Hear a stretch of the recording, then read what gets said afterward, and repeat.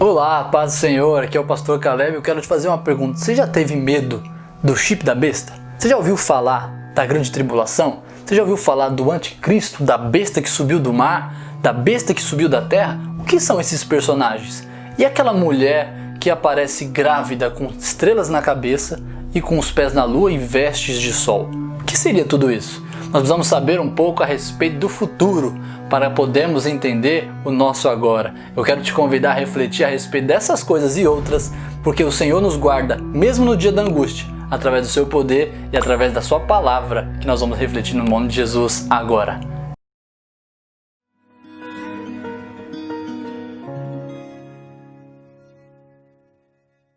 Livro do Apocalipse, capítulo de número 12. Que texto impressionante. Ele é narrado de uma forma muito interessante. A forma que ele usa é o método de literatura dos judeus chamada apocalíptica. Essa é um tipo de literatura que é diferenciada pela forma como ela é escrita. Ela começou lá pelo segundo, terceiro século antes de Cristo. A revolta dos Macabeus, essa era uma forma de literatura para questionar a liderança de uma forma simbólica. Então usavam diversos termos, usavam como figuras impressionantes e mitológicas para poder representar algumas ideias e conceitos. E é o único livro na Bíblia que tem esse tipo de literatura é justamente o livro do Apocalipse de João. É um texto fantástico que nos traz algumas alusões a algumas coisas. Uma das técnicas que nós precisamos entender aqui dentro do livro do Apocalipse é a ideia de trazer recapitulações. Na verdade, nós encontramos pelo menos 7 recapitulações dentro do livro de Apocalipse, onde nós observamos a mesma história sendo contada de formas diferentes, mas com propósitos semelhantes.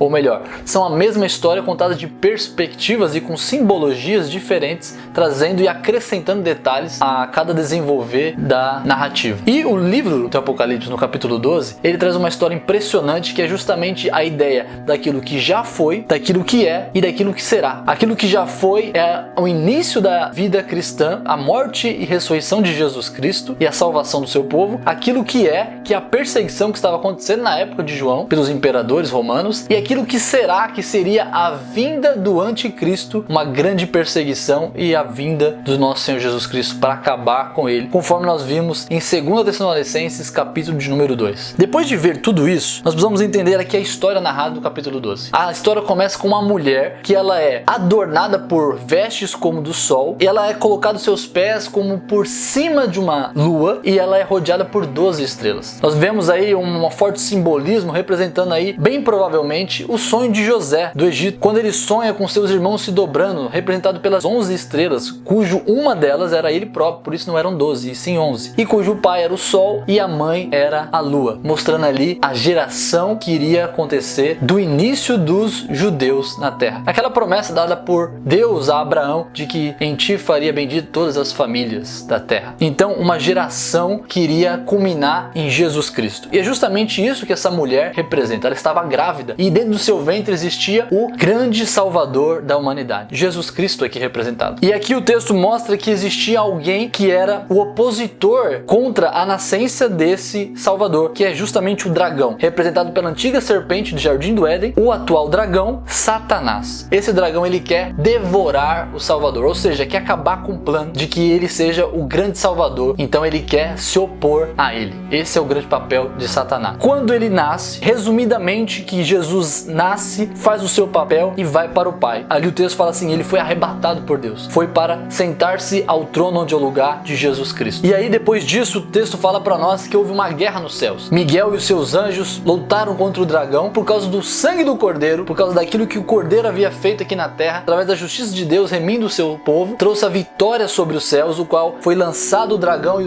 um terço dos anjos para a terra. Ele fica irado e ele começa a ir atrás da mulher que havia dado ali o filho da salvação. A mulher ali representa o povo de Deus, como nós já dissemos, representa algo mais do que aquele que deu os filhos, porque ela representava as 12 tribos, representava toda a comunidade cristã. E aí Satanás começa a persegui-lo. Isso dá uma alusão ao que estava acontecendo no Império Romano, que estavam perseguindo a igreja de Deus. Na época do apóstolo João, ali o seu imperador matando muitos cristãos, começando por Nero e depois até Diocleciano, até o Edito de Milão, muita coisa aconteceu. Representando aí essa fúria de Satanás que vai contra a igreja, primeiro a igreja relacionada a essa mulher, a igreja de Jerusalém, a igreja dos judeus, o povo de Deus. Ele manda pela sua boca um rio, como tentando ali naufragá-la, matá-la através dessa violenta tempestade de água. A terra suga e acontece ali um grande livramento para o povo de Deus. Isso mostra aí como Deus guarda o seu povo diante das situações. Nós muitas vezes como igreja nós passamos diante de situações ou de perseguições que são sim inspiradas por Satanás contra nós. Como vemos aí em outros países do Oriente Médio,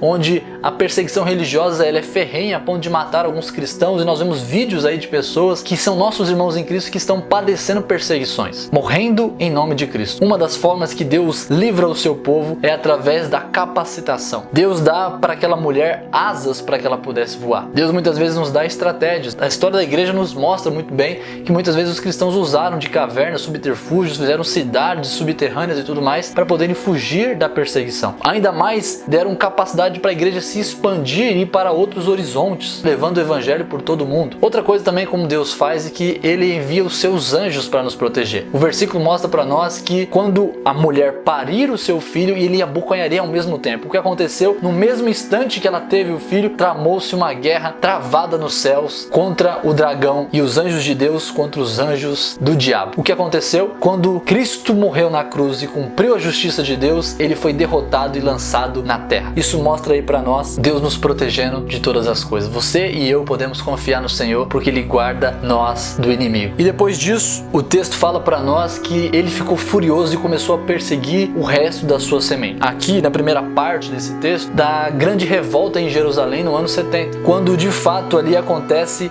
quando derrubam o templo de Salomão e ali começa uma grande guerra civil entre os judeus e o Império Romano, que acaba com o Império Romano sobressaindo sobre os judeus, e ali acontece mais dispersação dos cristãos, é que se espalha a perseguição não só agora para dentro de Israel, mas agora também por todo o Império Romano se espalha a perseguição religiosa. No capítulo 13 começa então a besta que sai do meio das águas. A besta que sai do meio das águas ali é o anticristo. O anticristo surge no meio de um lamaçal, surge no meio de uma revolta, surge no meio de um conflito extremamente político e também religioso. A situação de levantar do meio dos mares é como diz em Isaías, que ele se levantaria no meio de um lamaçal, no meio de uma rebelião, que nós chamamos aí de uma grande tribulação. Nesse momento de falta de lei, falta de organização, de uma revolução completa, ele se levanta do meio das águas, no meio do povo, como diz o próprio livro do Apocalipse, e ali ele se levanta e começa a governar. Daniel tem uma visão e ele vê ali 4 animais. O quarto animal, o qual ele não se refere às características, é justamente o animal que se manifesta aqui como sendo a besta que se levantou do mar. O texto fala para nós que essa besta ela tinha formato de leopardo, ela tinha pés como de um urso e que ela tinha a sua boca como de um leão. Justamente os 3 animais que são ali narrados por Daniel no capítulo 7, que representavam ali as desgraças e a manifestação da iniquidade. E o quarto animal que Daniel não ousa falar as suas características é justamente esse animal, que tinha o embaraço ou um pouquinho de cada um deles. No texto de Daniel 7, eles representam reinos, impérios que aconteceram, como o Império Grego de Alexandre o Grande, o Medo-Persa e o Babilônico. Nessa sequência, o babilônico, depois o persa, depois o grego e posteriormente o romano, é justamente o quarto império que aparece aqui sendo a besta que saiu do mar. Essa colcha de retalhos se juntam e culminam num grande líder religioso que se levanta para blasfemar contra Deus. E o texto fala assim, o seu poderio tinha dado pelo próprio Satanás. O próprio dragão o colocou no trono, o colocou com autoridade e com domínio sobre os povos. Os povos então, ao ver esse domínio e esse poderio e essa autoridade dada a essa besta, eles o adoram o dragão e adoram também a besta. A besta daí em diante começa a blasfemar contra o povo de Deus, começa a persegui-los e começa aí a fazer atrocidades, permitindo fazer guerra aos santos e vencê-los. Aqui uma nota de rodapé muito importante. Não significa que eles perderam, mas significa significa que eles foram mortos. E o morrer para o cristão é, como Paulo diz, é lucro.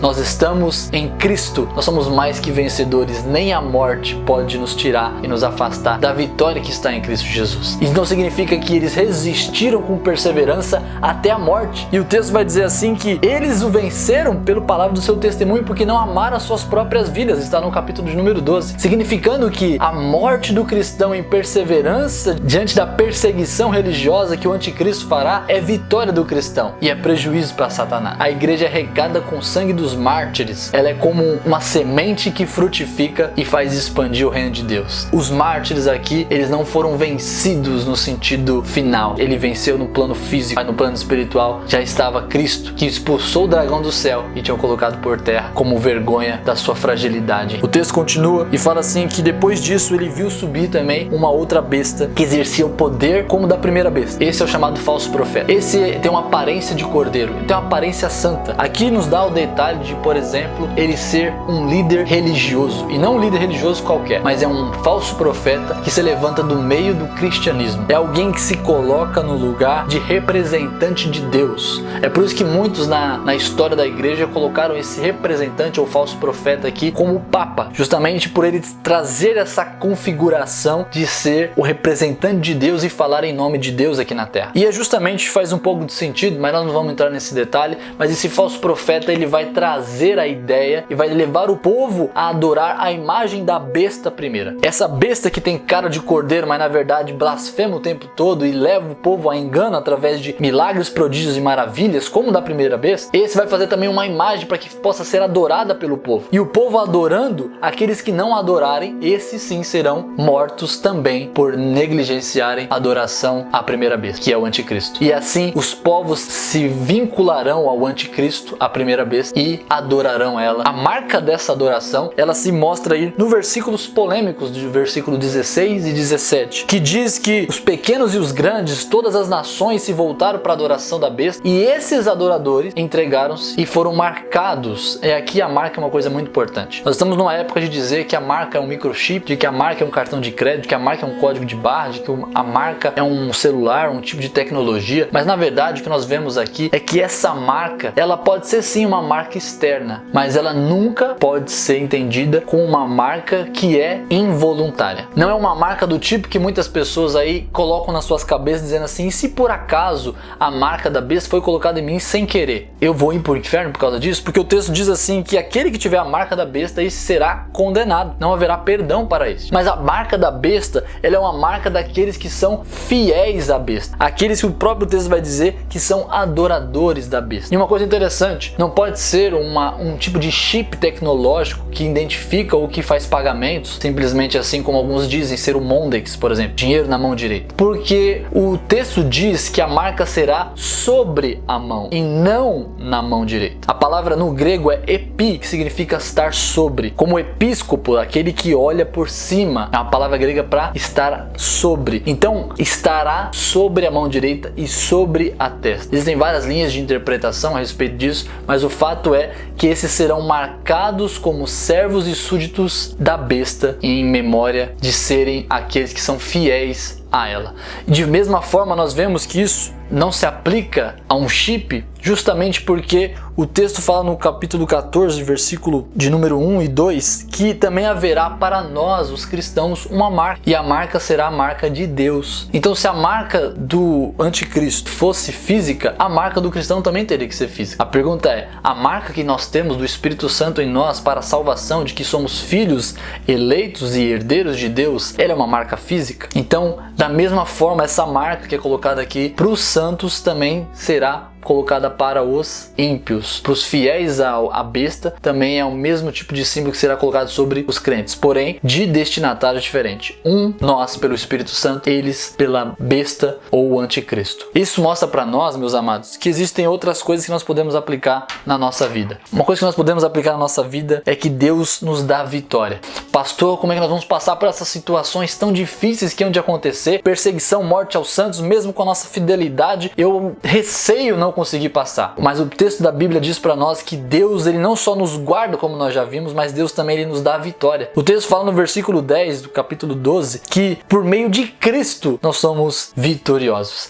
Cristo morreu na cruz, ressuscitou ao terceiro dia e é por isso que o dragão foi expulso dos céus, pelo poder que há em Cristo. É por meio de Cristo, é através do poder de Cristo e também é pela justificação que existe em Cristo. Ainda no versículo 10, Deus fala assim que não há mais condenação, não há mais quem ouse trazer juízo sobre nós, não há mais quem ouse colocar culpa sobre nós, porque nós estamos agora justificados em Cristo. Então nós somos vitoriosos também por causa da justificação que temos em Cristo. Nós também somos salvos, ou melhor, somos vitoriosos pelo sangue de Cristo. Versículo 11 diz assim que eles o venceram pelo sangue do Cordeiro. É pelo sangue do Cordeiro que nós somos vitoriosos e também pela palavra de Cristo. O texto fala assim, eles o venceram pelo sangue do Cordeiro e pela palavra do seu testemunho. Não só um testemunho daquilo que nós vivemos como aqueles que guardam e obedecem a vida com Deus, mas também daqueles que proclamam a palavra do Evangelho de Jesus Cristo.